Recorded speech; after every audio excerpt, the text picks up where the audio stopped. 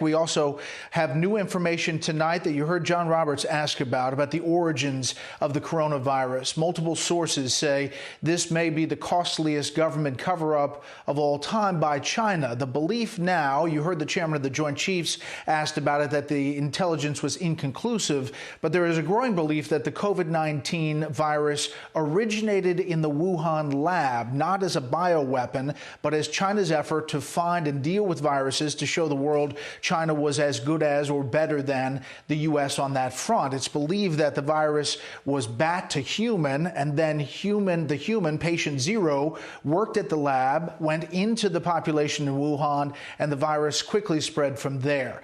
China, according to sources, moved quickly to shut down travel domestically from Wuhan to the rest of China, but did not immediately stop international flights from Wuhan. These sources say the World Health Organization was complicit from the beginning, helping China cover its tracks. And that is where we begin tonight. Chief White House correspondent John Roberts starts us off. Good evening, John. You asked about this reporting tonight, got something from the president, and obviously part of the reason why the president's coming down so hard on the WHO.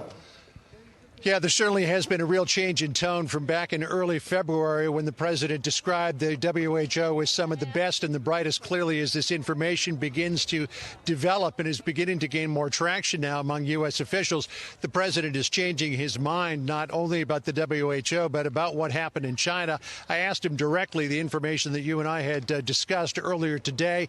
He didn't really go down the road of a concrete answer, but he did suggest that he's looking at that, and that is becoming something that the federal government really wants to know a whole lot more about, Brett.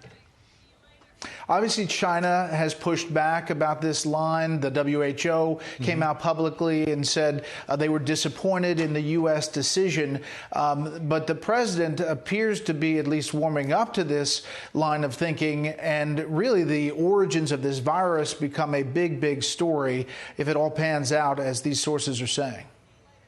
Yeah, there's no question about that. And that's why I asked the president the follow-up, because he speaks to President Xi on many, many different occasions. He says he's got a great relationship with him. So I asked the president if in any of the conversations that he has had in recent months with President Xi, or even going back a couple of years, because there is this reporting, which we have confirmed now, that officials from the U.S. Embassy in Beijing visited this virology lab, the Wuhan Institute of Virology, and were concerned enough about a lack of safety protocols there that they cabled back to the State Department that something should happen on this front to tighten up those security protocols. That's why I asked the president if he ever spoke to President Xi about that. The president said, I'm not going to tell you what I told President Xi or talked to him about in regard to the laboratory, but it does sort of indicate that there may have been a conversation there.